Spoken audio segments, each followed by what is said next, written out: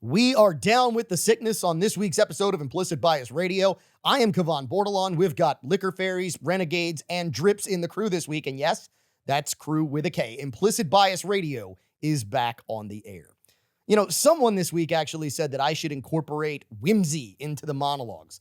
Apparently, grim realism and excessive sighing don't build rapport. So, on this week's episode of Solving the World's Problems One Weekly Whiskey at a Time, we're going to talk about something we don't spend enough time talking about. Gratitude. Or actually, rather, humanity's Olympic-level talent for avoiding it. Quick story, and this one may resonate. When I was employed with a large package transportation company several years back, we had what we called the rule of one box. See, the company could move hundreds of thousands or millions of boxes a day, but miss one deadline, damage one package, and in the eyes of that person, the whole company sucked. In other words, it's in our nature to look at the negative more really than the positive. Our very being is focused on the crap that happens in our lives. We focus on it so much, in fact, that we completely miss the major blessings in our lives. We even call it, matter of fact, cliche to acknowledge those blessings sometimes. Think back to the Bible. 10 men with leprosy, hideous, nerve-deadening stuff, isolated, untouchable. Jesus heals them. Poof, skin is smooth, nerves are tingling, toes are wiggling in the dirt. Miracle unlocked. One guy, turns back screaming, "Yeehaw, glory, hallelujah," and face plants at Jesus' feet in thanks. The other 9, vamoosed, gone. Kaiser Soze. Probably halfway to the Jerusalem DMV to update their health insurance premiums, prioritizing bureaucracy over people. Well, we've all been there. Luke 17:11-19 is basically humanity's group chat history.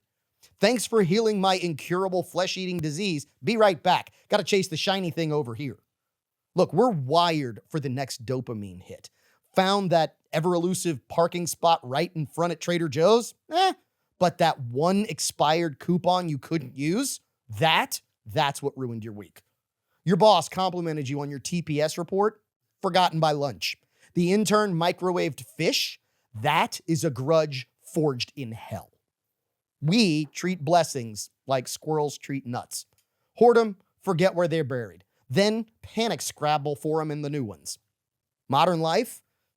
Basically, it's a buffet where we're too busy complaining the lobster bisque is lukewarm to notice that we're feasting while standing next to a dumpster fire. Look, the Apostle Paul probably wrote "Rejoice always," probably while chained to a Roman wall. Meanwhile, we lose cell service mid-TikTok scroll and act like Prometheus having his liver repossessed. Why the cosmic amnesia? Sad to say, it's simple. Gratitude demands pause. Gratitude is the universe saying, "Psst, your coffee didn't taste like battery acid this morning. Your Wi-Fi connected instantly. Your dog didn't pee on your laptop, only near it. Minor win." But no, we scroll Twitter instead. See catastrophe, crave outrage. Suddenly, our lukewarm coffee tastes like regret and betrayal. Look, folk in biblical times had actual plagues. Our plague? More-itis. Symptoms include eye rolling at beautiful sunsets. Seen it before. Ignoring your fully functioning liver. What's it done for me lately? Resenting your neighbor's inflatable Christmas dragon while your own heart beats on schedule. Look, the Samaritan leper, he got it. He didn't sprint towards upgrades. He savored the miracle literally in his skin. Gratitude isn't denial. It's a defiant joy in a broken world. Jesus told them, "Your faith has saved you." Yes, physically, but deeper. He'd already won. He noticed the gift. The other 9, healed, but spiritually, still scratching phantom sores. So daily challenge. Hunt blessings like your Wi-Fi password depends on it. Did your chair not collapse? Terrific. Did rain avoid your uncovered laundry? That's a banner day. Did your Uber driver not discuss reptilian overlords? Celebrate with extra guac. Write them down, whisper them, yell them. Thank you, feet, for not developing athletes fungus today. Well, I can't say that one. Regardless, start small. Build altars to tiny mercies. Not stone altars. Mental sticky notes. The healed leper didn't get more than the other 9. He just tasted sweeter freedom because he paused. So put down your phone. Breathe. Our liver hasn't failed yet. Our nostrils, clear-ish.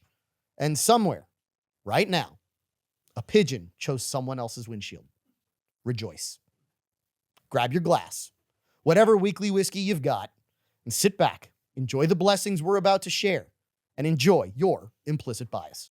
Weekly whiskey time on this week's episode of Implicit Bias Radio, and we have got treats this week. We are lucky little boys on this show because why? Well, the man who makes your liver hurt is here as a member of the crew. I'm Kevon Bordelon. I'm going to introduce you to the crew in the Mr. Lester's Top Secret podcast layer in just a second. Let's start you with the guy who is just nose humping that glass like he's a 3-year-old Labrador retriever.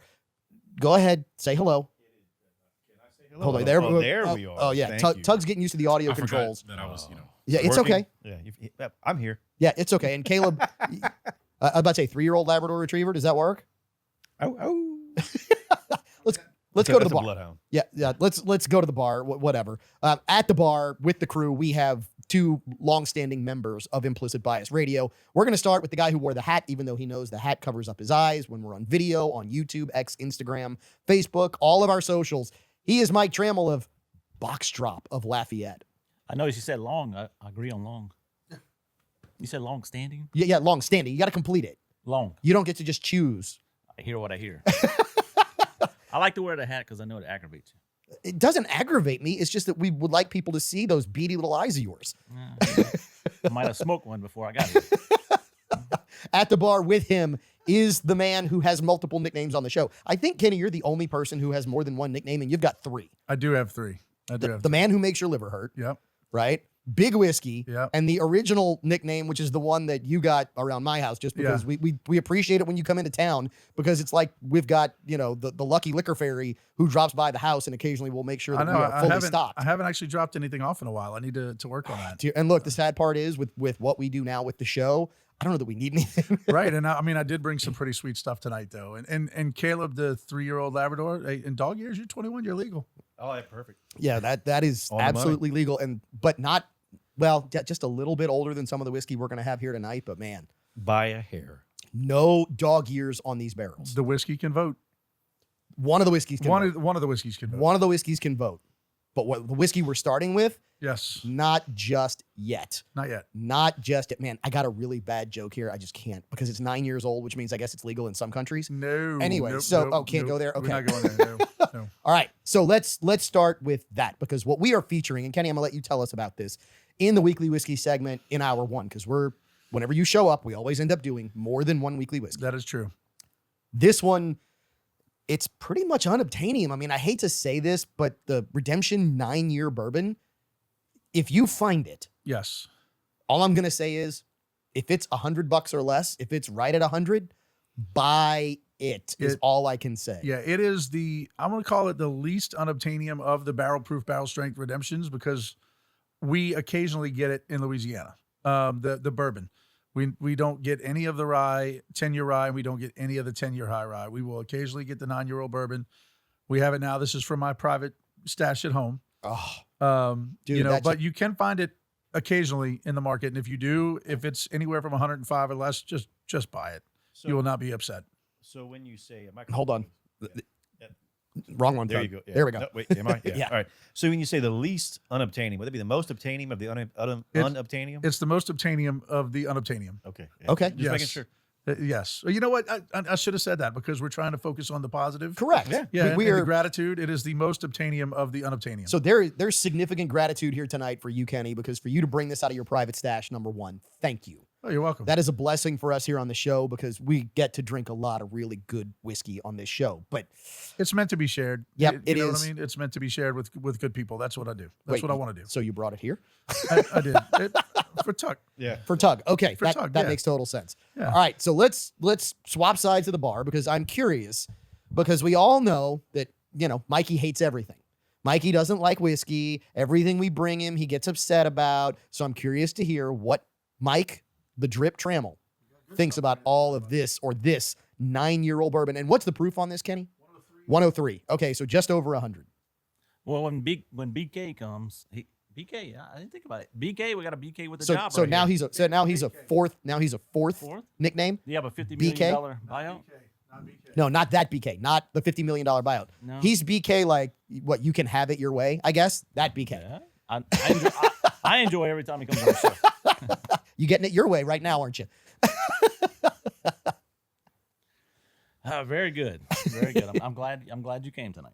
I'm not sure if you would have been here, what actually would have been on the table.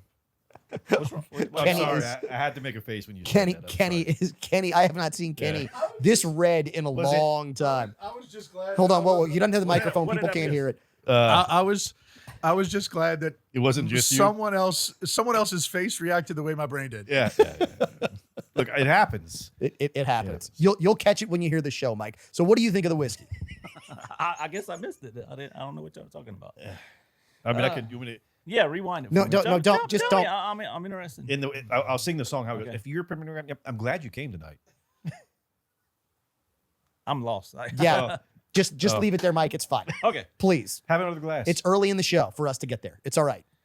So I'm getting an oak on the front Okay. end of this. A good char Oh, fantastic jar. on the back end. Really good drinker. I mean, it's pretty solid. Oh wait, Mikey likes it. I like it. When BK comes, I always like it. Okay, so here's I'm glad to be able to get my tasting notes in before Caleb, because before we hand it to the nose that knows, the 3-year-old Labrador Retriever sitting over here to my left, I took my first sip of this and was floored at how much it was just straight toffee. I got toffee on this. Like, it to me tasted like the center of a score bar, even maybe that hint of chocolate with it. The nose is beautiful. It's almost floral, but deep. So it's not like light flowers, not like hibiscus, not like honeysuckle. It's a deeper floral scent. But oh my goodness, you get that hint of oak. You get just that beautiful sweetness. You get that heavy toffee, and it's a long finish that makes me just want another sip, because it is just oily enough. Just oily enough without being over oily on the palate that makes this just way too good. Yeah, I agree with everything you just said. One of the things that the first time I ever tried it, there was a new flavor at every point of the process, from, put it in the mouth and taking it or moving it around. It reminded me of confetti cake. Confetti cake? Confetti cake. Like it was So it was like an explosion in your mouth? yes, exactly. I mean, yes, all innuendo aside, it's exactly what it was. What innuendo? All of it. All of it. Anyway. None of it and all of it. Yes. And so everything you said and more. Everything that I said and more. Okay, let's go to the nose that knows, because we know where this is going. What does this remind you of at Mama's house on the west side, not the north side, whatever? You ever had was it vanilla Dr. Pepper? They came out with that for a little while. Yep. And you went to open it up to pour a drink, do whatever you want to do. Came back like an hour later, like, oh, there's some left. And had that flat vanilla Dr. Pepper taste and smell. So, no, never had that. But That's what I get on the nose. okay. I get vanilla. I get whatever the flavors and all that, but like a dark, not cherry, but plum on the nose. It is just delightful. And then on the palate, it's like an over-ripened plum, almost like a caramel plum, not a caramel apple, but a caramel plum. And you get that just delicious caramel kind of toffee flavor, hints of chocolate, and just deep fruit. And it hangs around, man. It's got legs. It wants to be enjoyed, wants to be shared. This is a drink that I would hate to have it by myself. Yeah, agreed. Like it is meant to be drank with someone worth drinking with. And this is a special occasion bottle. I'm so very happy you brought this with you because this is something to behold. To your point, Caleb, this is one of those that is too special to keep to yourself, Mm-hmm. right? And I love that we each kind of have a profile on this. Trammel is oaky. I'm toffee. You're deep and fruity. Kenny has wait, what? No, What? we're good. What, We're that- good. Isn't that what you said? I concur. Okay, that's what I thought. Kenny says there's basically all of it with confetti cake. So when you really start diving into this, though, this is to me what the complexity of bourbon should be about. And you made a comment, Kenny. This is the same mash bill that regular Redemption on the shelf. It's just the difference in aging, correct? Yeah, that's correct. So you take our Redemption base, which is our straight bourbon, that's 75% corn, 21 rye, and 4% malted barley. And you take this one that is, comes in at 88 proof, and it is a great everyday drinking bourbon that checks all the boxes of a well-made bourbon. And then you leave it in the barrel for 9 years, and you bring it out at 103 proof. And this shows what aging does to a bourbon, right? And we've talked about this before. There's really only a few important things with whiskey, and that is the grain, the water, and the aging, right? Those are really the three most important things in whiskey. And the aging incorporates the barrel and the char and all that other things. But really, this is what aging properly will do to a very well-made base product, in this case, Redemption bourbon. Yeah. I think it's way more than that, because I don't think it's just letting it sit there and get older, right? I think somebody had to walk by this and like stroke its hair and pet it and say, look, you have a beautiful body and we just want you to continue to grow. And like, this is words of affirmation. This is endearment. Like, someone spoke truth to this. I like to think about that, Caleb, because it's really means a lot to me to think that somebody would say that about somebody that's barrel shaped. And I relate to that. I relate to that. Hey, look, it's your truth. It's not the truth. It doesn't matter. Look, this 9-year Redemption, and I would love to say that we'll rate it on the Morse Whiskey rating code. I don't even know where the book is. Apparently, Walker still has the book, is my guess. Still has it. It's So for those who don't know, and I guess he put it in his prison pocket last time. Nobody knows. He put it in his prison wallet. Yeah. Nobody knows, because we haven't said this so far on the show. Walker's not here tonight because apparently Walker has a stomach bug. We hope he feels better. But Walker also had the book last week, but left it in his car. These things happen. It's okay. They're mistakes. Walker. Yeah, Kenny's upset about it.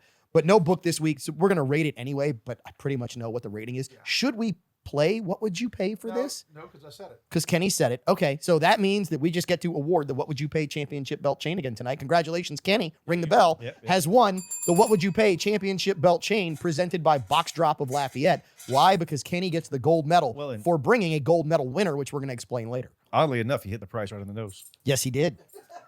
He might be the very first person to get it down to the penny. Yeah. Yep, the very first person down to the penny. But we do need to rate this on the Morse Whiskey rating code. And for those who are not familiar with the Morse Whiskey rating code, let me bring you back. Red, I wouldn't drink it even if it was free. Yellow, I would only drink it if it was free. Green, I would buy this. And please don't think of green as like a passing grade and yellow a non-passing grade. That is not the case at all. Yellow is actually a passing grade. Green is really good stuff. Blue is exceptionality. I would seek this out. This is a unicorn. It is truly unique and something to be preserved and then shared with very special people when it is opened, not if it is opened. So let's start with Mikey. Mike, what you looking at over there, Mikey? You're digging in your phone again? He's looking at his empty glass. I'm getting Look, to the bottom. That's a first, because normally Trammell's sitting there with a glass and a half of whiskey trying to figure out how he's going to sort through it. All right, Mike, what do you think? Red, yellow, green, or blue on this Redemption 9-year bourbon? Well, I mean, usually I have a full glass because of what's being served. The bottle's back over. That's not why you have a full glass. You just don't like whiskey. I drink more whiskey than you think. I may not know the particulars. All you have to do is like it, considering that you don't usually like anything, though. But I mean, can you really rate this anything beside the blue? That's a fair question. That is absolutely a fair question. It's obvious blue to me. Obvious blue there at the bar. We'll go to Kenny last because we know what he's going to rate it. Caleb, I'm curious as to your thoughts on this one. This is the first whiskey I've ever drank. It's the first anything I've ever drank where I was like, I didn't want to drink it by myself. Like, I want to enjoy this with someone because it's so damn good. So this is unequivocally a blue. I would absolutely agree. There is no doubt this is a blue. At 103 proof, normally it would not fit the bill. It is rare that you find a bourbon or a rye proofed at 103 that, to me, is proofed perfectly. This one is there. It doesn't drink almost like alcohol at all. Right. It drinks so smooth, so subtle on the palate, so nuanced and mature on the palate that, man, if you can find this, don't pass it up. jump on that grenade. Yes. And I'm just going to say 100% of blue. I mean, there wasn't any question on what I was going to say about it. Well, you've had this multiple times as well. Yeah. This is one that for Yeah. you, luckily, it's not unobtainium because of Right. just what you do, right? You get to Right. see these things and sample these things. I will tell you, and I think you and I had this discussion, Kenny, earlier this year. I was in Chicago and was seeing this Yeah. all over Chicago. Well, not Chicago, technically south of or north of Chicago, but the suburbs, was seeing it all over. But in Louisiana, this is just not that available, correct? Right. Not at all. Chicago being one of the major metropolitan areas, they get access to things that we just unfortunately don't get as much here. Yeah. Or at all here. So in other words, if you are one of those people that really likes the hunt, this is one of those ones that when you leave Louisiana, if you're going to, I don't know, a major metropolitan area, one of the top 5 largest cities in the country, Houston, you might Right. find stuff like this in there. Absolutely you will. And actually, I think this summer, I called you from there and said I'd found some bottles. Yeah. So yeah, as Caleb is looking at the color of it, which by the way, the bottle is really cool because of the air bubbles in the glass. Yeah, it's hand blown. Yeah. And Caleb is actually showing this off. Sorry. Caleb's Sorry. excited. Yeah. No, he's nothing but the innuendos tonight. Like I'm impressed. That was not an innuendo, but if you want to make it one, you can, because I know you will. All right, so a universal blue here on the show. Kenny, thank you for bringing it. This is one of those that's just really, really special.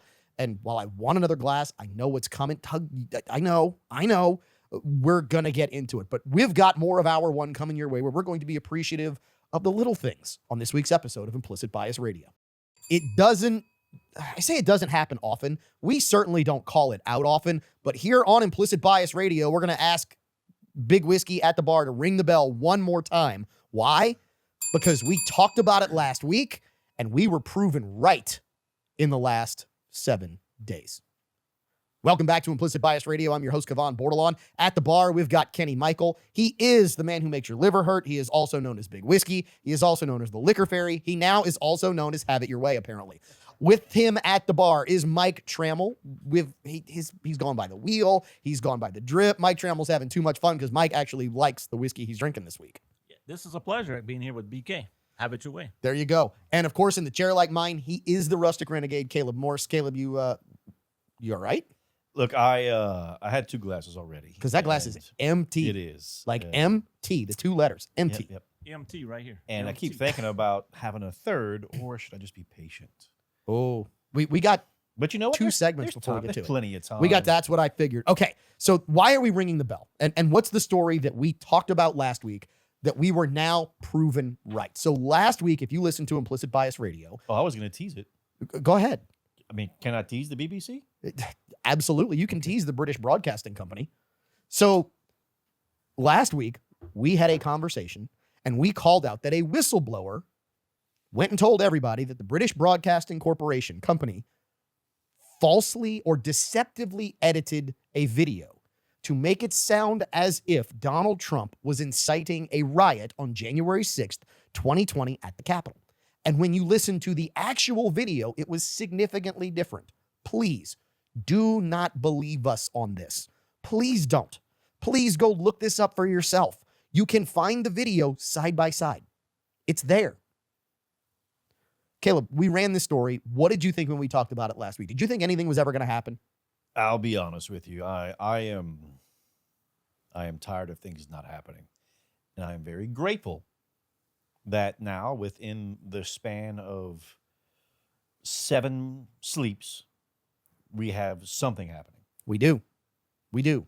Tim Davie and Deborah Turnus, both executives at the British Broadcasting Corporation, both of them are now gonzo. They are the Muppet with the big nose after this scandal. Why? They love chickens?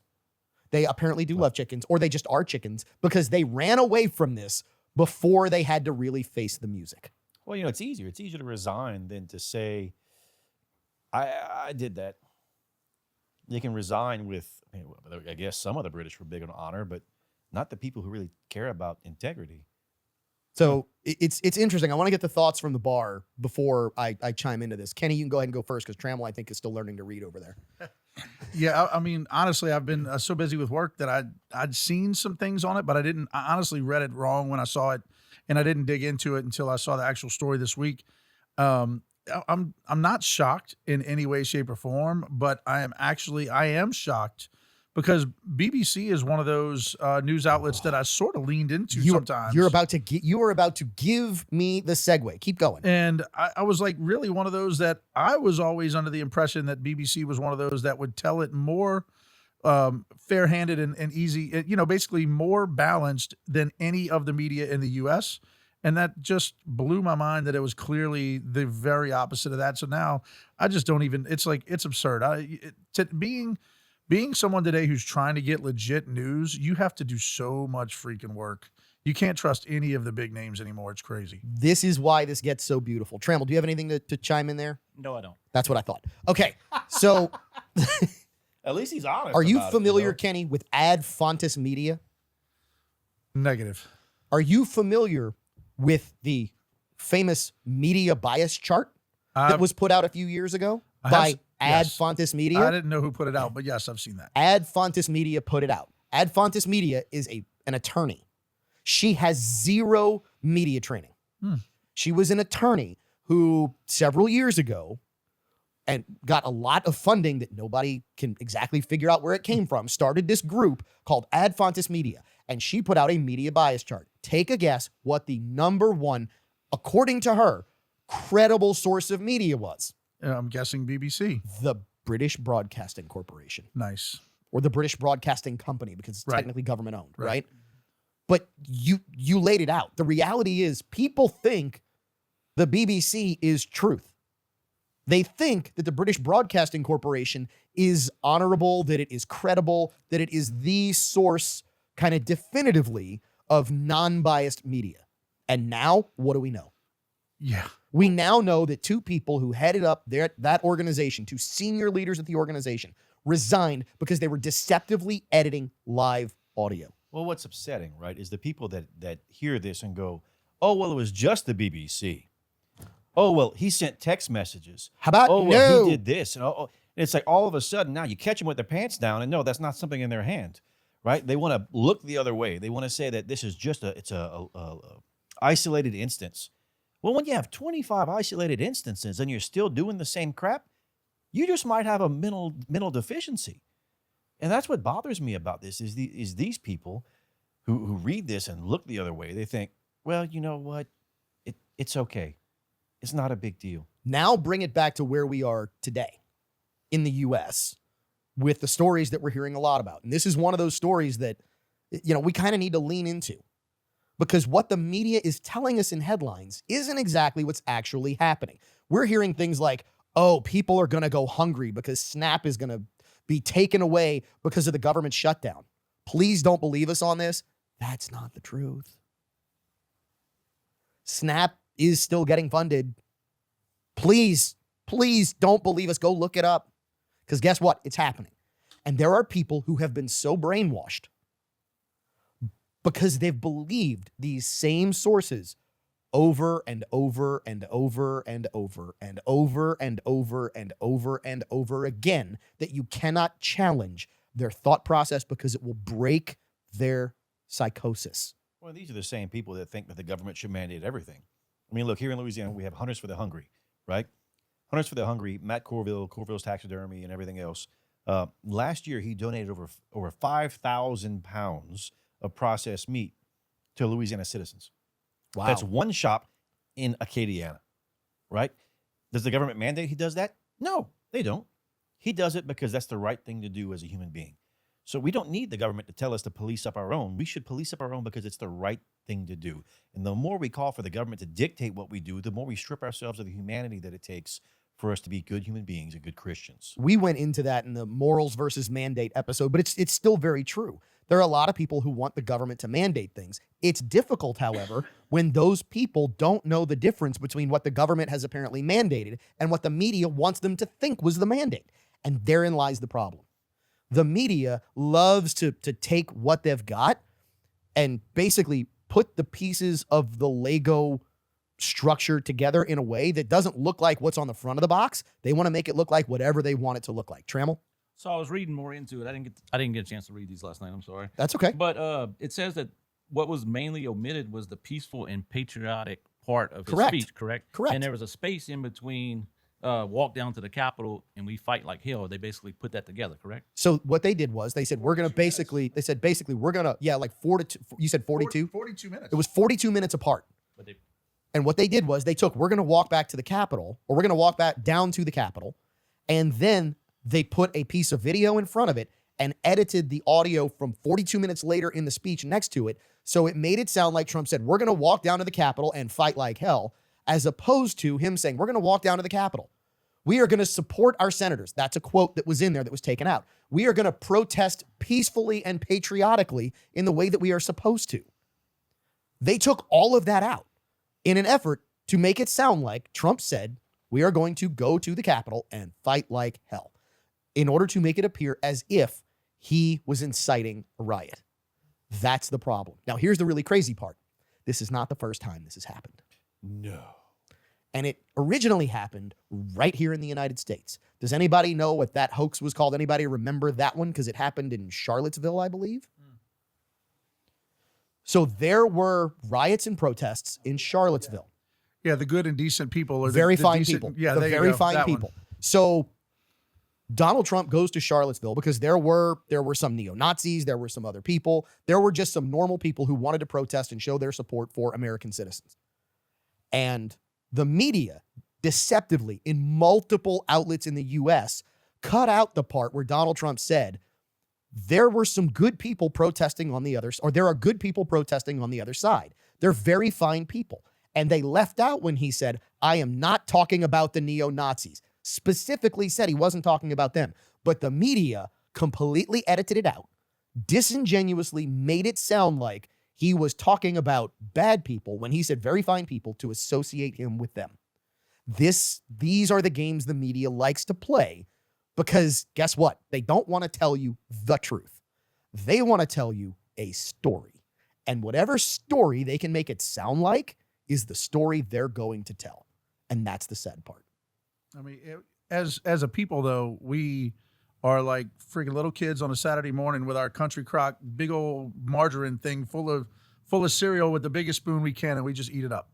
That's just how it is. It's just exactly like that. We eat it up here. And whether you're on one side or the other, you're going to eat up the whatever that side's media is telling you, because that's what you want to hear and what you want to believe. And the hard part is finding the side of the media that is just, that renders to each his due, is damn near impossible. It's almost impossible. But what you do have to recognize is that whatever you are watching is skewed. Whatever you are listening to is skewed. Yeah. In other words, when they say it, don't believe it. Yeah. When they tell you how they think you should act, don't do it. Right. When they tell you how they think you should vote, vote the other way. And that's the crazy part. Is this just like the time whenever we finally realized that the comic books had it right? Pretty much. Because, for years when I was a kid, I wondered how people at the Daily Planet didn't know that Clark Kent was Superman. And now I realize it was just the glasses. They're that dense. They are. And that's all it takes to fool them and fool the rest of us. Speaking of glasses, I believe ours are almost all empty, which means we need to take a break. Oh. We need refills on this week's episode of Implicit Bias Radio. Final segment, hour 1 already, Tug? Yep, coming up. Final segment, hour 1, right after this, Implicit Bias Radio. Final segment of hour 1 on this week's episode of Implicit Bias Radio. This episode is flying by. Maybe it's because of the absolutely fantastic weekly whiskey we have. Thanks to Deutsch Family Wine and Spirits, Kenny Michael, Big Whiskey, Liquor Fairy, BK, the man who makes your liver hurt. You name it, he can have it your way. He is the man who shows up with 9-year-old redemption bourbon at 103 proof, which is unobtainium in its own right. But we have yet another great story. But before we give you the great story, we do also have to give you and remind you of what is so special this week at Mr. Lester Steakhouse at Cypress Bayou Casino. And not just this week, but the entire month of November. And we're going to roll some special stuff out on our socials about what's going to be special in December soon. We will put it also in bonus content for Implicit Bias Radio soon, but we're not going to mark it as paid. It's just going to be bonus. So everybody will get it, give you a hint of kind of the stuff we do. But at Mr. Lester Steakhouse, month of November. Caleb, do you remember from last week, or have you forgotten already? Well, I forgot things from last week, I'll be honest with you. it was a year. What year was it? It was the year Kentucky Was it was 1792? confirmed its statehood. Correct. Yeah. 1792. For $5 a pour. $5 pours, and they might have a little bit of the sweet wheat left. I don't know if they do. No, they don't. They did. Well, they might have gotten some more in. Yeah, I'm still gonna say no. Yeah, I mean, safe bet, no. If they have it, great. After But- what we drank that night, if they have any left, good on them. But look, full proof cognac cask, single barrel, you name it, man, $5 a pour. You do not want to miss it. That is a fantastic offer at Cypress Bayou Casino, the only 5-star restaurant between New Orleans and Houston, Mr. Lester's Steakhouse, which, man, had dinner there not too long ago, just like a one-off. And it reminded me of just how good that restaurant really is. You know, like I said before, we went there for our 22nd anniversary, and it wasn't the only thing that blew my wife's mind that night, but it was so good. Speaking of blowing your mind, let's go back to the media and where the media has just gone awry in this country. So we were talking in the last segment about the British Broadcasting Company completely disingenuously editing video. Now, we essentially had the same scenario happen in the 2024 election. Anybody remember what happened in the 2024 election where you had a media outlet completely disingenuously edit video, Kenny? 60 Minutes. 60 Minutes did it. Yes. 60 Minutes obviously wanted to be like 52 and a half, but still be at 60, so they moved answers around. Caleb, do you have something to add to that? Didn't they get caught doing that twice, though? They did. Okay. They got caught doing that not once, but twice. Once was with Kamala Harris, Oh. right? I mean, just how terrible do you have to be? Look, if it works, if I pull the wool over your eyes one time, I might as well try 37 more. So here's the really fun part. The really fun part is, what if the media was in the bag before they got to the editing booth? No. Megyn Kelly is exposing this. Nobody caught that one.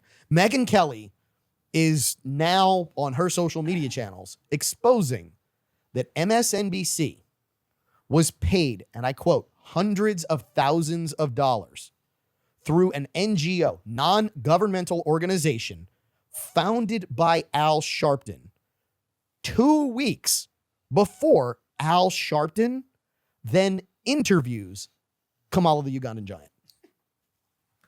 Follow the path here. And look, I get that people have a price, right? Hopefully you don't know your price.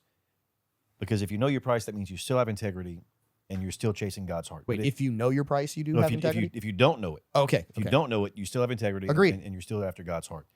But if you're like, you know what, for $37.50, I would lie.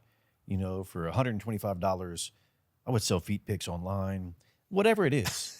Like, the price these people pay for their integrity, or the price these people are paid for their integrity, this isn't the first time. Oh, no. No, the reputation has always been for sale. Understand that is the crux of this. You've got Al Sharpton, who funds or founds an NGO. Where that money came from, and I'm going to make a prediction here, is even worse. So Sharpton founds the NGO. That NGO somehow acquires, that non-governmental organization somehow acquires this cash that pays money to MSNBC 2 weeks before Al Sharpton then interviews Kamala Harris. I mean, it seems like it's all on the up and up, you know, if you ask me, I guess. Follow me here. NGOs, where do they get their money from? A lot of times. Wouldn't it be from grants? The GO. Yeah, from the GO. Yeah, you got to say that From in the mic. GOs. Yep. From the GOs. From So- grants and other things, and where they can funnel money, such So- as like a $5,000 coffee cup. So non-governmental organizations are typically funded by the government. Son of a gun. So what you're telling me is Al Sharpton, even though it was his NGO, he didn't pay hundreds of thousands of dollars essentially to the organization that employs him right before he does an interview with Kamala Harris. We paid him. You and me, we paid them. And I'm going to make a significant bet here. I am not a betting man, but I would put dollars to donuts on this one. Why do you think they were all so upset that USAID was being shut down? Well, when you help other people, it's easy to funnel money. We had a reel from this show very, very early in this year, I'm talking February of 25, that went nuts because what Brian Harmon said was it's Washington's dirty little secret. They put money into these foundations. They do all this stuff. They send money overseas, and it comes right back into the country, and it's one huge money laundering operation. And this, I'd be willing to bet. I can't guarantee it. I can't report it. I'm telling you, this is my opinion. Kenny? You hear about the quote unquote slush funds that they have to pay for the indiscretions of the members of Congress. Well, hold on. Let's not euphemize that. To pay for the sexual harassment suits that are filed to pay against for all members of Congress. the legal issues that these congressmen and senators run up against, and those have probably come from USAID in some way, shape, or form. Oh no, those have their own budgetary allocation. Oh, and well, nice. Those are allocated on their own. Can I get in on that? We I mean, know I'll start some indiscretions. I haven't had any yet, but I mean, if I can have somebody to pay for them. well, that's the whole thing, Yeah, right? yeah. Which actually, that is a great thought, Kenny, and I don't mean like great to go execute on, but the question becomes, when you get to Congress, do you go there having the issues, or do you go there knowing that there's now a huge safety net that allows you to create your own issues? Well, I think a lot of it depends on the individual, right? Because absolute power corrupts absolutely. And when these people get in power, and they're in power for a certain, whatever that period of time is, you can't be surrounded by fire that long and not get burned. So the tricks they play, the blackmail they do, everything else that they put out for these individuals, if they can't get you with something, they'll manufacture something eventually. And they're just so used to everyone being bought and paid for that if you go there and you're not bought and paid for, well, they'll just write a news article about it. And claim that you are. So they actually have a term for this. Nancy Pelosi outlined this. We ran it on the show this year, last year, where they call it the smear tactic, which is create the lie, create the smear against someone, then have someone leak some information about the smear. So you get the rumor started. Then you have someone leak the information to maybe someone in the media who is getting paid, to write said article. Now it's out in the open. You have the article written. The smear is there. None of it might be true, but the damage is done. And then what do? They might go post a little retraction. They might post it on page 7. They might put it at the very end of a news broadcast in the last 10 seconds. Hey, we apologize. We have to retract our story about, Congressman John Doe. Well, and they'll put the horrible news on the front page. Correct. And then they'll redact it on page 37 of 32. That's the point. That's Right. the retraction. And then you get to where you have individuals that might want to run or individuals that are worthy to run, and they don't want to run because of the fact that they know that no matter what they've done, no matter how hard they've built their name, no matter how much honor and integrity they have, it's going to be challenged. They're going to be drugged through the dirt. Absolutely. And there are pitfalls out there. I mean, look at Swallowswell, right? Swallowswell ended up having a staffer with what? Is that not his name? No, I'm listening. Yeah, we're good. He had a Chinese staffer who was a spy for the Chinese Communist government, and Yep. he ended up dating her and sleeping with her. So it's like there are pitfalls out there, regardless of the side of the aisle. And the blackmail is just waiting because, man, if they can control those who have the physical, visible power, now all of a sudden they're onto something. Trammell, you look like you want to chime in. So do you think like the Democrats that crossed the aisle like to end the shutdown, do you think they would be a little smear tactic on them? So here's what I think. What I think is, depending upon where people are in re-election cycles and things of that nature, they are picked and chosen as to who can go against the grain that the handlers want. In other words, I think there are people sitting back playing chess and saying, okay, in this particular vote, we can sacrifice this pawn, not that pawn.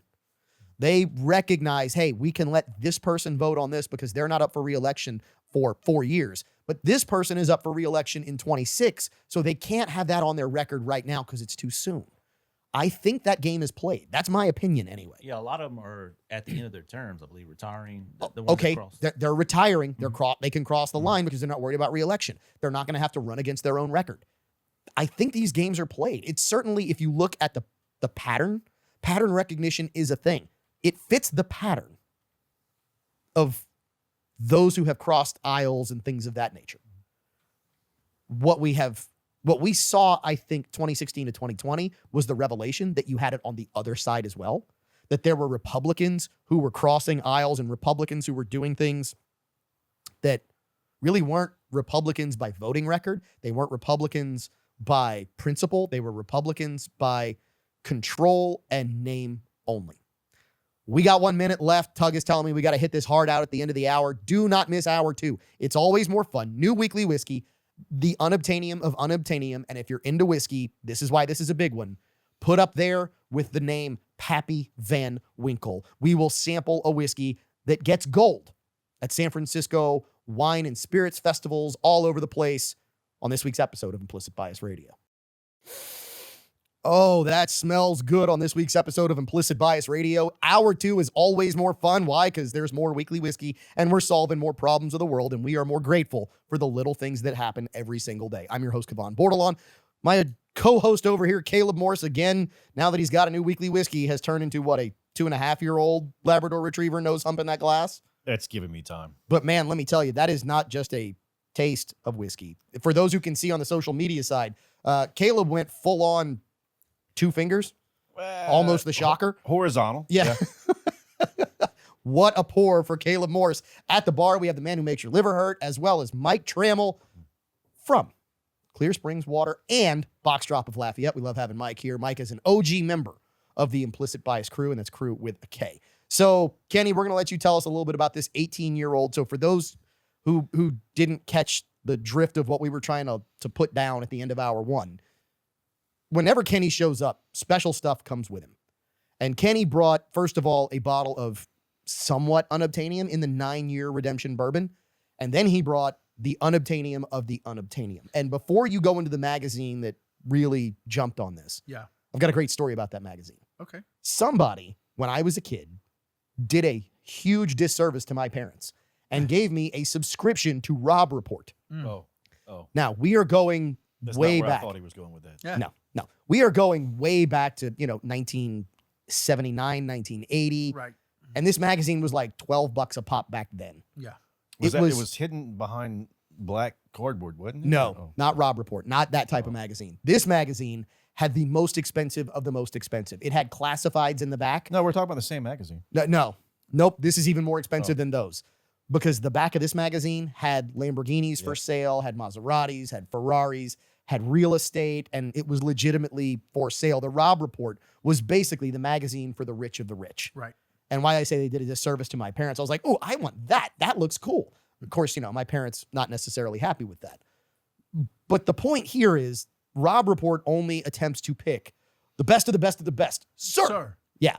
And the Rob Report had great things to say about this redemption 18-year-old bourbon. It did, definitely. And the Rob Report was basically the print version of the Lifestyles of the Rich and Famous. That's a great way to put it, You know, yes. back in the day. So, and it literally did talk about the things that you've never seen before. I mean, it was insane back then, and still to this day, it's all about the finest of the fine. And Rob Report basically, look, we don't pay for advertising, we don't pay for reviews, we don't pay for any of that stuff. No, we don't pay for accolades. That's not the kind of company we are. Damn it. Yes, we just put it out there, let people try it, and if they write something about it, it's because it is damn good. And Alan Kennedy, our master blender, is basically a little bit of a genius, and he has a palate that's second to none in my opinion. This Rob Report said that this bottle right here is better than Pappy Van Winkle, and I love that they said that. And I will say Pappy is the symbol of luxury It absolutely is. in the whiskey world. Whatever you think of it, overrated or not, it is the symbol of luxury in the whiskey world. It's the standard. It is the moniker Yes. of the pinnacle of the bourbon world, right? When Absolutely. people Well, say what's the highest point, what is the summit of bourbon, people automatically go to Pappy Van Winkle. 100%. Well, it's a lot of it's their advertising, right? Well, it's not even what we consider advertising now. No, it's it's the not story. advertising. What's the story it was Right. made? It's Right. It's the history behind it, and a lot of it is manufactured. Because they really don't advertise it. It is No, they just don't. it is just No, the brand. The brand story is, And that's why I right. say it's advertising, because Right. it's hubbub. Okay, Right. so let's go to what really sent Pappy Van Winkle to those prices, to all that. Hedge fund managers used to give each other scotch as gifts when these Yes. guys would Yep. get $10, $12 million bonuses. and somebody found at a very reasonable price some really good bourbon. Yep. And the next thing you know, these guys start trying to outbid each other for cases of this bourbon. And that's what sent it to A, unobtainium, and B, ridiculous prices, and B, legendary status. Right. And this one is there, right? So this is just like we just had the 9-year-old. This is the 18-year-old version of this. This is what happens when you take a whiskey and you treat it properly, you age it properly, and you let it sit and mature for 18 years. This is 103.4 proof. It is, I mean, it is just, in my opinion, one of the best bourbons you'll ever put in your mouth. And it is unobtainium, especially in Louisiana. This is a one-off bottle that I got. And it will be available other places, some of the big metropolitan areas that we talked about, but not in any real quantity. If they got 2 cases, 2 6-pack cases, they got 100. Because it's just, we don't make that much It of just it. doesn't exist. We don't make that much of it. It's how much And it really is exists super, out super there. special and super allocated. And if you find it and you see it for $600 or $700, that's a steal. Now, if you're going to pay retail, if you find somebody that does it the right way, you'll pay right at $600, $500. Wow. But you'll find it online for $1,000, and it's worth every penny of that $1,000. Every penny. There are few whiskeys that you get into where you're like, okay, the secondary price might be worth it. And let's be honest about what this is. This is not something you buy and put on your bar and you crack on a random Thursday night, Friday night, and you're like, oh, I want to have a sip of bourbon. I'm just going to crack this, and you do that. This is a bottle that you save for a wedding, a birth, a funeral, a life-changing moment that you can share with people that you want everybody to remember it. That's what this is designed for. But we're here on a Wednesday night and Yeah. drinking it Yeah, with some good people. But Or we're random Wednesday night. but we are doing this because It's because Mike was here. this. Oh, it's- Oh, it's because of Trammell. Okay, so Trammell, I'm curious to know how appreciative you are of this. I'm glad to say that Kenny came. I like this in my mouth. Like I really do. This has got to be one of the best I've ever had. And you've been with us That's for a not while. the first time Kenny's heard that. Yeah. I'm glad he came. You've been with us for a Multiple while times. on this show. You've had a lot of whiskey, haven't you? Yes. Yes. For you to say that it's the best you've ever had, This is when you smell it, it's very light on the nose. I get a vanilla. I get like a vanilla caramel. But I've been sitting when Kenny was talking, and I've been trying to figure out what this tastes like. Like, what is it on the palate? It's giving me a cinnamon taste, and then on the backside, a chocolate kind of coffee kind of feel. It kind of reminds me. I don't know if y'all remember the pastry Big Texas, like a cinnamon roll. no, You don't. no, not at all. Big Texas? Nope, You don't? not even close. Yes, Big Texas cinnamon roll. You get it in the vending machine. Honey bun, No, it's a Big Texas different. big It's different. Nope. Okay. Very cinnamony and chocolate. It had little swirls of chocolate inside of the cinnamon, but it reminds me of that. And I love Big Texas, so that's probably why I'm fat. But Kenny, thanks for coming. All right, See, Caleb. And I noticed the cinnamon. The cinnamon's there but it's faint. It's soft. It's not overly Yes. spicy. And man, I get heavy honeysuckle. And not just like that. You're walking around, you find a little piece of honeysuckle, and you take it, and you're like, let me try to get it. This is like saturated earth. It's just so much moisture. The honeysuckle's dripping with the nectar. This is phenomenal. This is just otherworldly. This is what bourbon should be. Oh, absolutely. And I'm going to go a step farther than the honeysuckle. I get, number one, I get that vanilla that Mike talks about. I do get the vanilla on the nose, and I get a little bit of that vanilla on the palate. Then as we start going through the profile, I get, and we've talked about this on the show before, it's a very specific honey. There is a honey guy in Lafayette, Louisiana. If you know where he lives, you can go. It's an honor system where you buy honey, and literally he takes it from the hive, filters the wax out of it, keeps it warm. It's about a 70-gallon drum in this little place. You can pour it out. He keeps it just warm enough to keep it viscous. And Raw and unfiltered. it is raw and unfiltered, and it's chicken tree honey. It is dark. It is deep. It's got just wonderful depth of flavor. It almost has a not burnt caramel, but a burnt caramel flavor to it. And Dirty enough. yes, dirty, fun dirty. Yep. This is deep, fun dirty. It's got that deep honey to it. Then on the back end, I start to get that little bit of char. Yep. I get just enough of it. I love that you called out the cinnamon is not overpowering. It's that hint of cinnamon on it. Mhm. And man, it sits so beautifully on the palate at 103.4. Again, I was thinking, man, I might like a little more proof on this. No, more proof on this would not be right. Yeah, I agree. It sits perfectly as it is. Man, comes up through the nose and just makes you want more. It's got enough. It's got a heat to it that it's got a warmth to Yes. it, is what it is. And it, to me, it just sits perfectly. And even if you, the toffee that we talked about with the 9-year-old, that's still there, but it's actually more mellow. Yes. Because it's Fair. aged another 9 years, and it's still there. It is just a whole lot more mellow, and it just start to finish it's just a smooth, silky, midline palate through that. That is a great adjective for this. It is silky. It is velvety on the palate. It is. This is beautiful. What is this? Velvet? What is this? It is. It fits that incredibly well. Just to your point, Kenny, when somebody says something is going to be better than Pappy Van Winkle, it better have all of those notes. And this, to me, just has all of those notes. Yeah. It is, I don't want to say perfection in a bottle, but it's really, really close. Yeah.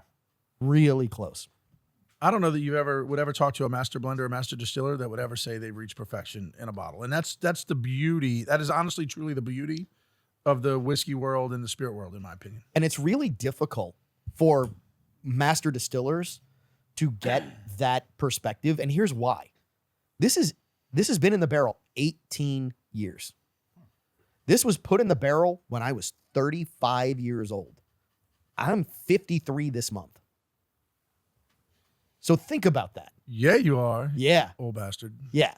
But my point is, this went into the barrel a generation ago. It did. This was distilled a generation ago. I mean, Connor was a year old. My youngest was 1 year old when this came out of the still. So to think of where this lands and what this comes to for a distiller to make something and try and project what it's going to taste like 10 years, 8 years, 9 years, much less 18 years is insane.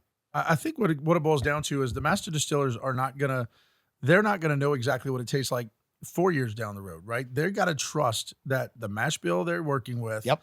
the water they're working with, the barrel aging that they're working with, and where in the rickhouse they're gonna put it is gonna produce something that they can work with that they're gonna be proud of down the road. And I think that's where the art. This is all art, in my opinion. I agree. It's way more than just aging it, right? Because a lot of consumers think, well, if it's older, it's better, Correct. right? And there are things that are much older than this. There are things the same age as this that just taste like booty. Yeah, And it's way more to it than just a guess. right, It's knowing, hey, this corner of this rickhouse produces this flavor. right. These barrels made by this person gives this flavor. The humidity in this area, there's so much science behind it and a whole lot of luck that gets you And this. and not to get off of redemption, but that's why like certain things, like for instance, Four Roses is so interesting to me because all of their rickhouses or a majority of their rickhouses are one story. Yep. And they've got 10 mash bills they can work with because they've got 5 different yeast strains, they've got all that. Anyway, it's just, that's interesting. But to your point, most of these rickhouses are 8 stories. Yep. Taller. They're huge. They're large, right? And you just have to trust on this situation that you're going to pick the right blend and this and that and the right barrels. Here's the funny part. So I'm watching a TV show and they are talking about 50-year-old bourbon. 50-year-old bourbon. Now, here's the funny part. I think I know 50-year-old this TV bourbon, show. you know what it's going to taste like? It's going to taste like Wood. the barrel. You're going to taste liquid charred oak. If it's Heartburn. been in there 50 years, it's too long. So to your point, Caleb, people start thinking the older the better. No, there is a certain time that Sweet whiskey spot. has to come out of that Diminishing barrel. return. There's a sweet Yep. spot. That sweet spot has to be not just hit, it has to be dead on bullseyed by the master distiller. And it goes with multiple things, right? I've had this one right here, Elijah Craig. I've had Elijah Craig 12. I've had Elijah Craig 18. I've had Elijah Craig 23. I love the 12 and the 18. I didn't love the 23 as much as I love the others. I've had other rums that were 12, 18, and 23, and the 18 was the star of them, right? The 23 that you would think would be was not. There is a sweet spot, and we know that some 18 is probably to the top of that sweet spot, and you're starting to get diminishing returns after Agreed. that. No matter what anybody says, after 18, you're probably getting diminishing returns. It's the aging on this becomes that important to project, and that important to be appreciative of, because I guarantee you, and I've never talked to anybody who's admitted it or a master distiller who's admitted it, but I've never talked to someone who said, oh, I left it in the barrel a year too long. And it's happened.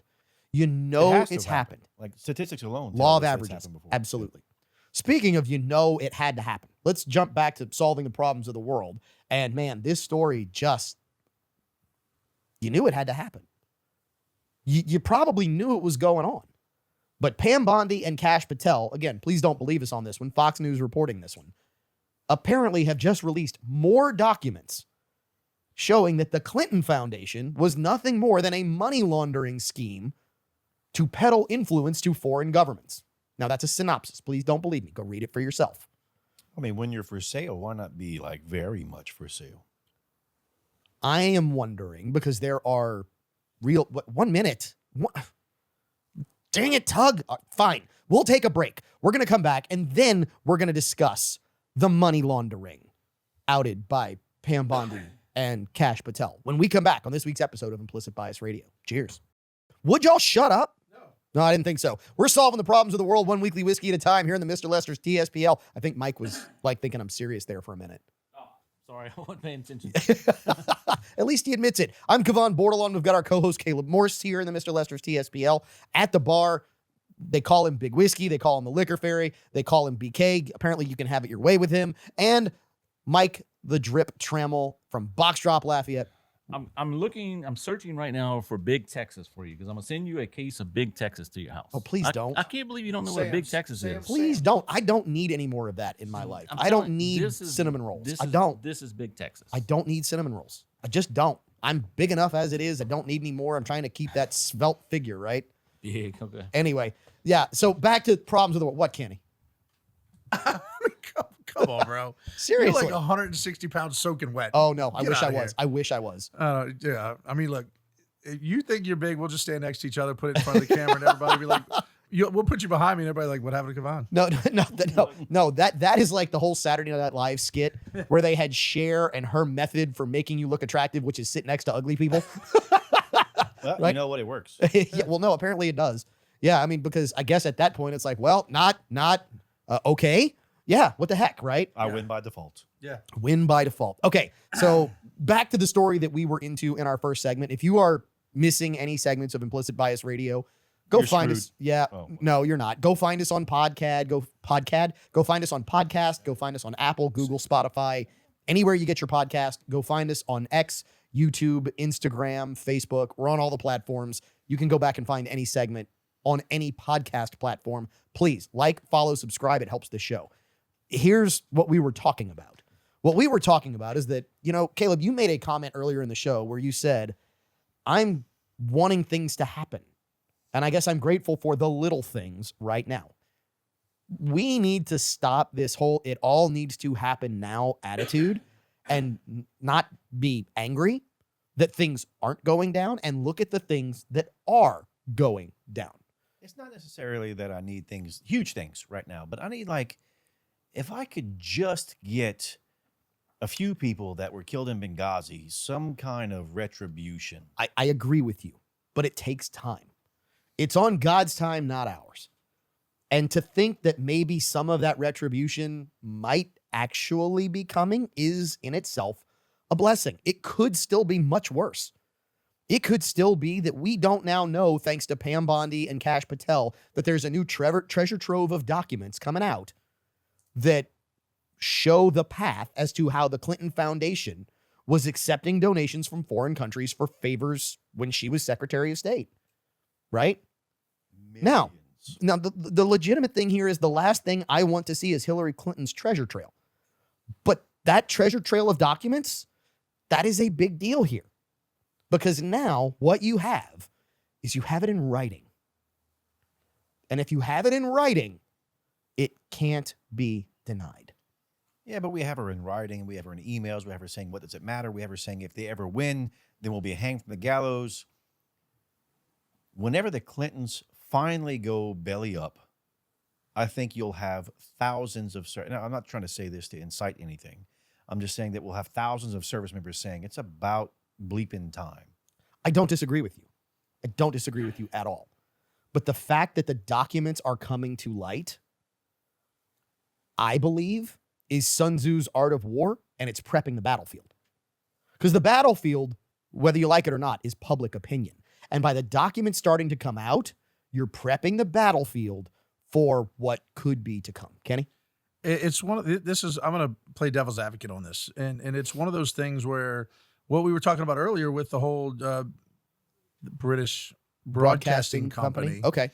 doing what they did, is now you don't know if anything is trustworthy, right? So you're looking at, and it's not all of a sudden right now. It's been going on a long time. Correct.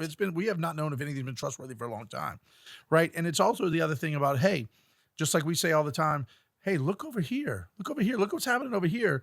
Don't pay attention to what's happening over here. We don't look at that. That's not important.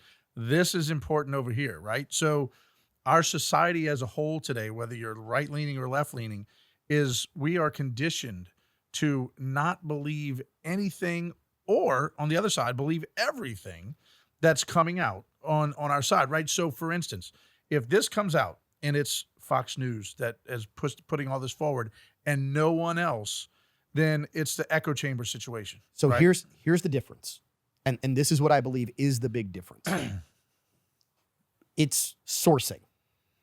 So you're going to say, what do you mean when you say sourcing? Here's what I mean.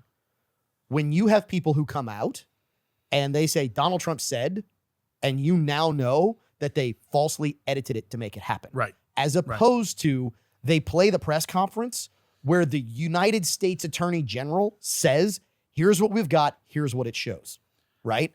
And then you've got supporting evidence. Yeah. So now you have written emails, and Caleb said it, her emails have been out there for a while. Yeah. But here's the bigger thing. We have so many people who refuse to believe bad things about their person. That's exactly right. That's the problem. That's exactly I've never that's met exactly anyone right. who doesn't believe something bad about the Clintons, though. Well, Like when you look at the Secret Service that we're I hate to assigned tell you when this, you look at the Department of I State have. individuals, like if you know anyone, like I know people that have worked with them, she's a straight up bad person. When you have someone who says, turn around because I don't want you to look at me because your face looks this way or because your belt is this and that. Like, I don't know how she made it this long without someone just being done with her. well, so she didn't. What she did was she used her husband as a bullet shield to get her where she wanted to be, and then took whatever he did and just dealt with it in the back end, even sometimes it being publicly humiliating to her. It was obvious that she was more concerned, my opinion, obvious that she was more concerned with the power than she was with her reputation. To me, it was about the power. And when you look at where that has gone, the money brought the power. The money kept the power in play. So that was what it was all about. And then when she needed to, personal opinion, again, she went ahead and did whatever she felt like she could get away with.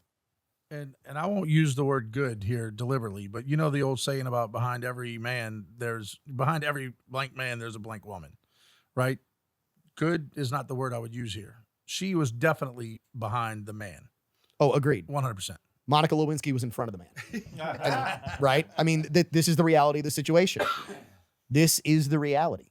So, you know, as you start to work through this, and then you figure out that, again, this is according to Fox News, but it's the U.S. government releasing the information that the Bidens accepted a $10 million bribe from Burisma for favors. Shocker, which we all knew because Joe Biden said on camera, I told them that if they don't fire that SOB, and he didn't say SOB, they're not going to get the $1 billion. 4 hours later, I got a phone call. He was fired and the money was released. I mean, the plan and the scheme has been public knowledge.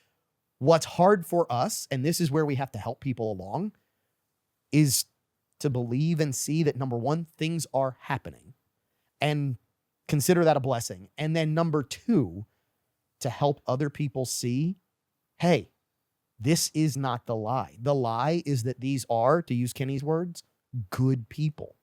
They're not. I mean, you know, they're still trying to figure out who dropped a baggie of cocaine in the White House, for crying out loud. And let's be honest. Don't tell me they don't know. If they don't know, then our entire NSA and Secret Service Fire is all of just, them. yeah, it's a waste. You know what? Be done with them and go back to having fisticuffs in the backyard. But the whole Burisma thing, what? All right, I'll wrap this up real quick. Where do you think Joe Biden learned to peddle influence? Well, 50 years of congressional and senatorial experience. And who did he work with? Hillary Clinton. Right. 50 years of involvement with those people. And guess what? I see the path to success. I see the pattern, and I'm going to replicate it. It's the old, I'm going to run the same play until you stop it. The only thing that stops Implicit Bias Radio, apparently, is our producer, who thinks he can tell us when we have 1 minute left to take a break. So when we come back, it's going to be the penultimate segment, Tug. Yes, sir. The penultimate segment of this week's episode of Implicit Bias Radio. We've got our social security numbers all in order here on Implicit Bias Radio. I'm your host, Kevon Bordelon, and we're going to tell you why that matters here in just a minute. Let me introduce you to the crew here for this week's show. First, he's nose humping the glass. He's probably now down to a 2-year-old Labrador Retriever. He is the co-host of the show, Caleb Morris. Caleb, you seem to be enjoying that Redemption 18, maybe almost a little too much, but I don't know that that's possible. There's no such thing as too much. It is that good. Yeah, I'm actually practicing a lot of self-restraint because I want Big Whiskey to bring this home. Yeah, he needs to bring a lot of that home. Yeah. Yeah. Just I'm gonna the drive home. Hopefully, I don't get stopped. I'm gonna store it in my mouth and give this to my wife. you Orally. gonna put it in a glass first, or No, nope? There you go. just orally. Getting a little weird here on Implicit Bias Radio. Let's go to the bar where we've got Mike the Drip Trammell. He is with Box Drop of Lafayette. Mike, you seem to have also enjoyed that Redemption 18-year-old bourbon. Well, I mean, I'm not going to put any in my mouth and bring it home to my wife.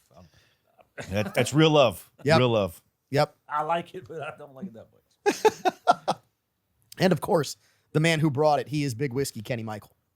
I love what you're. I mean, look, that's I'm not going to say that's agape, but it's close. Dedication. Dedication. Yeah. Because, I wouldn't be able to do that. Well, it's like 2 hours for you. Yeah, no, Kenny would absolutely have to swallow before he got home. 100%.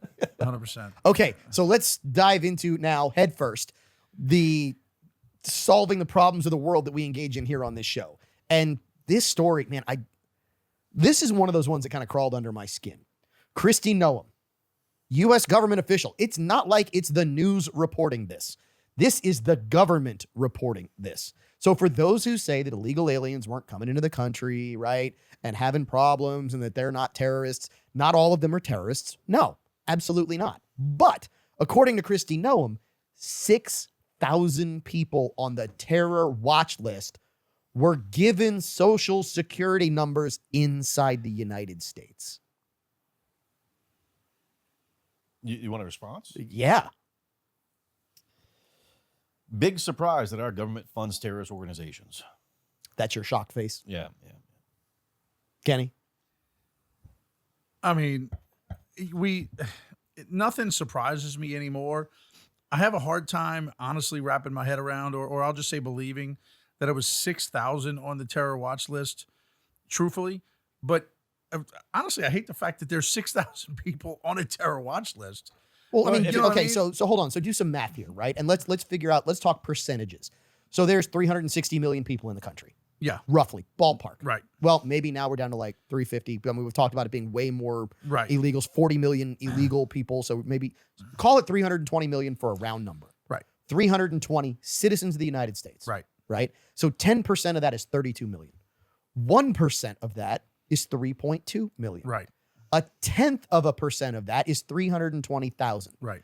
0.1% of that is 32,000. Yeah. 1,000% of that is 3.2 6,000 Right. people, right? So 3,200. Right. So basically what you're saying is that 2,000ths of a percent of the country, Right. right, is on the list. So maybe say it's a tenth of a percent. It's 320,000 on the list. But on Let's the look other at it side this of it way, is you look at it not from a perspective of the population of the U.S. Look at it as a percentage of the population of people that came across the border in the last 4 years. Okay, 40 million. Right. Call it 40 million. And it's still high. It's still 10% is 4 million. regardless of what that is. 1% It's a lot of freaking people. Well, what does it take to be on the watch list? I don't know. That's a good question. So look That's at it a this good way. question. Former Secretary of State that we were talking about in the last segment, if you were a white military-aged male who had military experience, who had been deployed multiple times, you were on the watch list. Where's a mirror? Wow. That's all it took Yeah. under someone else, Yeah. right? So when you have about 400,000 people ETSing a year, Right. well, that's massive. So Right. if that's all it takes for our own U.S. citizens to get on it, then we look at the other people from other countries and what ties they might have, what they might not have, Right. and maybe they're just political affiliations don't align with the So powers that be. I'm also going to clarify this. This is 6,000 illegals on the watch list. So we get to That remove makes okay. we get to Yeah. remove that portion of the U.S. population. So this is not U.S. citizens. Well, I'm sure the number jumps up. The percentage is higher at that point. The percentage is higher. Yeah. But here's the bigger thing, and this is the thing that jumps out at me. You've got 6,000 illegals on the terror watch list who have social security numbers. What can you do with a social security number in this country? Like they said in Full Metal Jacket or Apocalypse Now, anything you want. I thought that It was was Full It Metal was Jacket. everything. Oh. you sure Everything you want. you sure that's not Pirates of the Caribbean? No. No, pretty sure Matthew Because- Modine wasn't in that because movie. because it also sounds like Tia Dalma in Pirates of the Caribbean, the Jamaican accent, right? But my point here is this. My point here is, so you've got 6,000 illegals on the terror watch list that had social security numbers, which means you had way more than that with regards to just illegals That who were had already social get- security Yeah, numbers. They already had them. They already had access to that. They already had credit. They already had a voting history. Oh, whoa. Nope. Ring the bell. It continues. It goes longer because you don't have to have a social security number to get an ID. But stop at the voting history. The voting history is the big thing. So you're telling me that people who aren't citizens of this country get to vote? In other states, yes, not here in Louisiana. One of the things that Louisiana really does well Mhm. is voter ID. But go back to this. If they have an ID, they get to vote. And if you have a social security number, what can you have in this country? Well, identification. You can have an ID. not a real ID. No, you can have a state issued ID. Yep.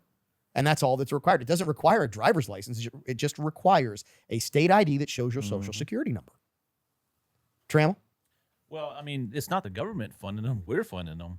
Well, the government is our funds, allegedly. Well, we're funding the government. Unless it's the Fed, which then just prints money out of thin air. You hear, no, there's no paper in the printer, but dollar bills just shoot out its rear end. But back in the pre-administration, I can personally say, when I was in transportation, so Alexandria is a huge hub for illegals that come in. Correct. Okay, it's one. It's also a huge hub to deport illegals It out of is. Louisiana. It is. So I personally, the company I used to have, we actually did a lot of transportation in Alexandria for the illegals that were coming in.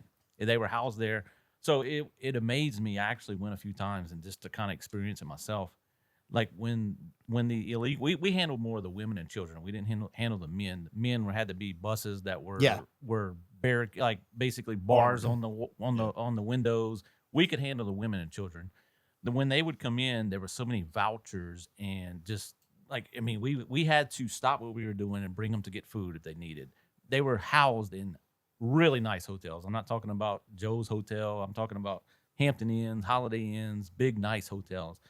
It doesn't The government surprise. didn't put me in those. What's that? The government didn't put me in those. I'm telling you, they were taken care of very well.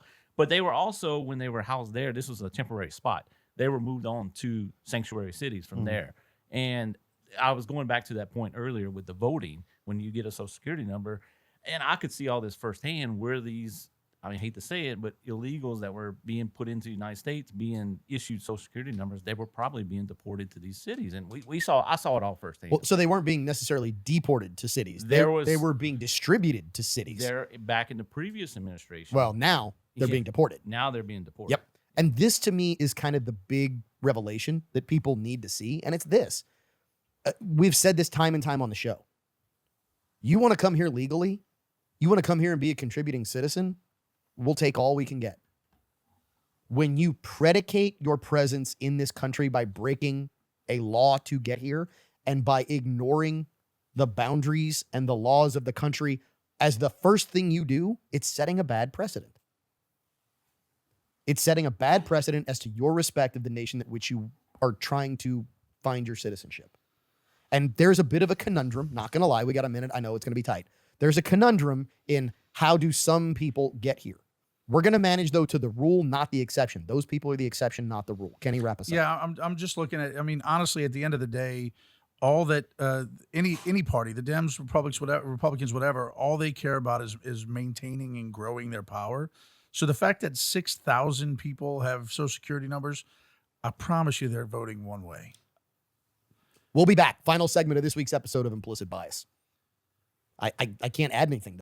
Final segment of this week's episode of Implicit Bias Radio. Don't forget, Mr. Lester Steakhouse has $5 pours of $17.92. You don't want to miss it at the only 5-star steakhouse, only 5-star restaurant between New Orleans and Houston. Mr. Lester's has it.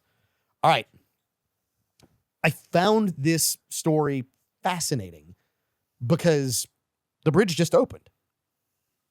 Literally, the bridge just opened a few months ago, and it is monstrous. It is, well, or was, one of the largest bridges on the planet and touted as an engineering marvel out of China, the Hongji Bridge. I mean, this thing makes the Golden Gate Bridge look like nothing. Well, Hongji was apparently hung low. Yeah, because it didn't take long for it to... And I mean, the collapse was epic. The videos are all over the internet. I'm curious as to what happens to these engineers now. I mean, who signed off on this, right? So with how they do their engineering and their building and all that, and they tout a very, very rapid program, who was like, yeah, you know what? Yeah, we'll pencil whip this. We'll do this. We'll do this. And I'm ruined. So this bridge, I mean, we're talking the height of the bridge was just insane. I don't have any of the stats on it because the bridge was so big, it was almost impossible to Well, its figure it height out. now is inches. Yeah, because it is pure rubble. Kenny, you saw the video. What are you thinking? It was terrifying, honestly. I mean, and I had to read it, and I watched it, and I had to read it. And the fact that they talked about it wasn't, bad construction, and it was about a landslide doesn't make me feel an ounce better about what the hell I watched.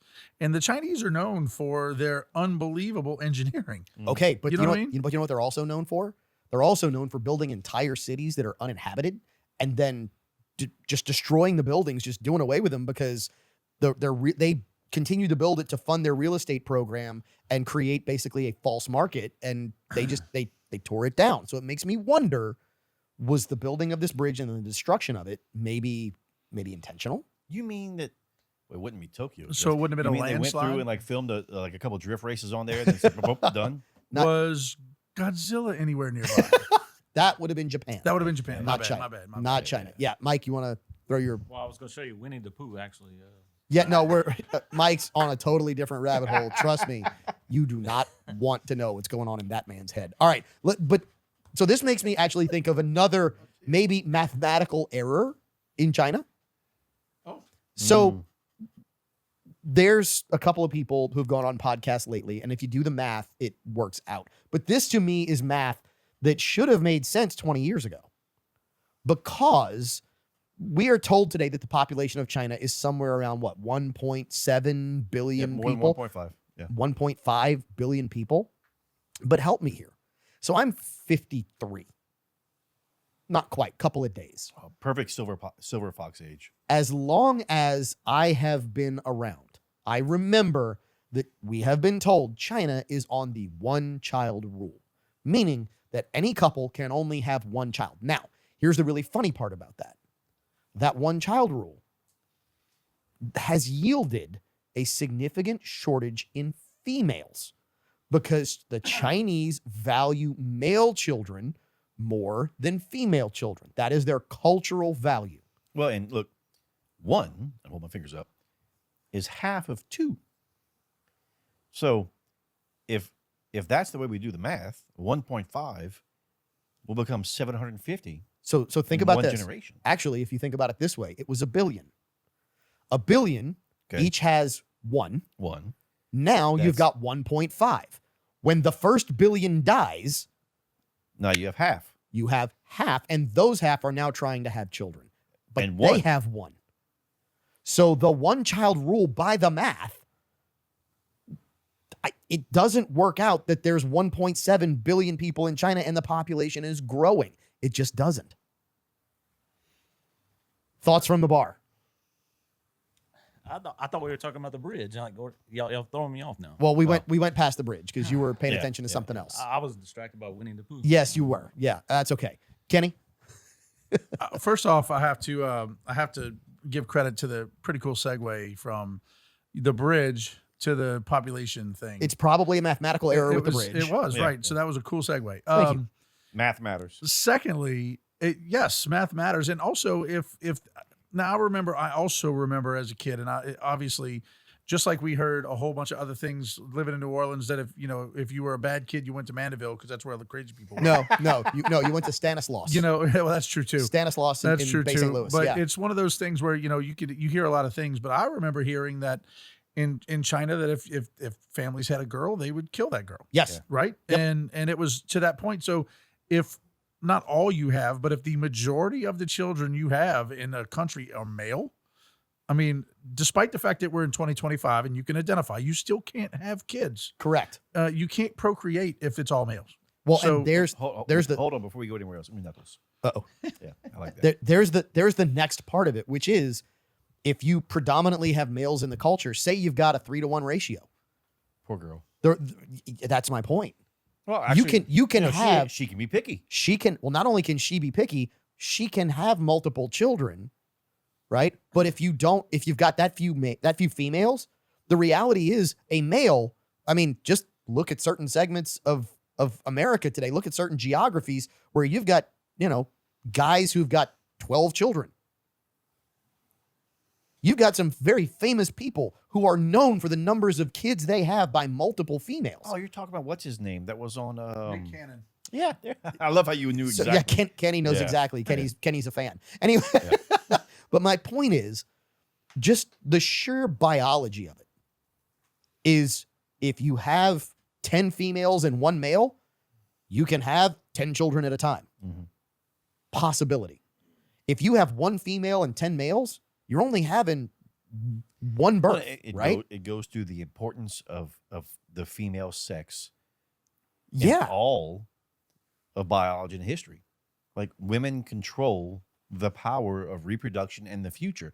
Women truly do control the future, not just because of reproduction, but because of all the other stuff, the nurturing, the loving, and just the societal and psychological impact they have upon all offspring. Yeah, it is incredibly true. And the crazy part is to, number one, think that somebody who's like everybody here in the TSPL tonight can all of a sudden claim that is just insane to me.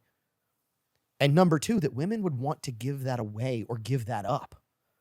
Because that to me is the one thing that really makes them a hell of a lot better than we ever will be.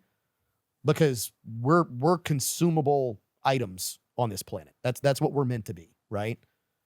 It's why in the South, when you come here and you find a gentleman, they open doors, they protect, they take care of, they are courteous, they do everything they can to put that woman on a pedestal because she is that important. And instead, a lot of times they take that perspective and they're like, no, we don't want to be that important. We want to be equal. No, you don't. No, far more important, far more reverent, and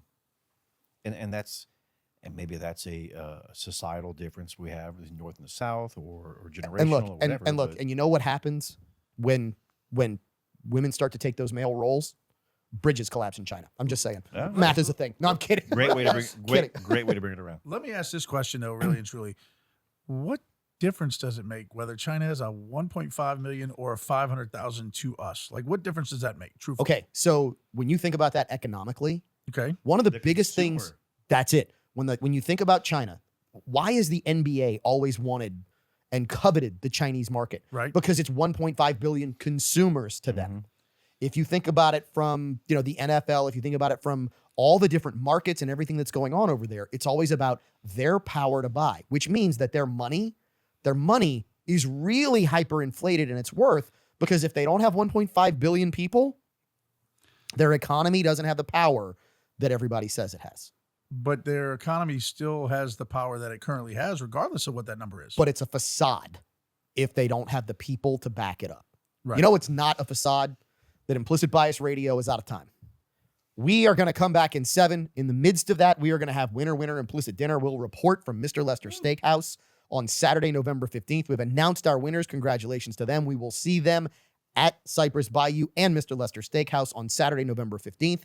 And we hope that you have a fantastic week. Have a great weekend. We'll see you in 7 for more of your Implicit Bias Radio.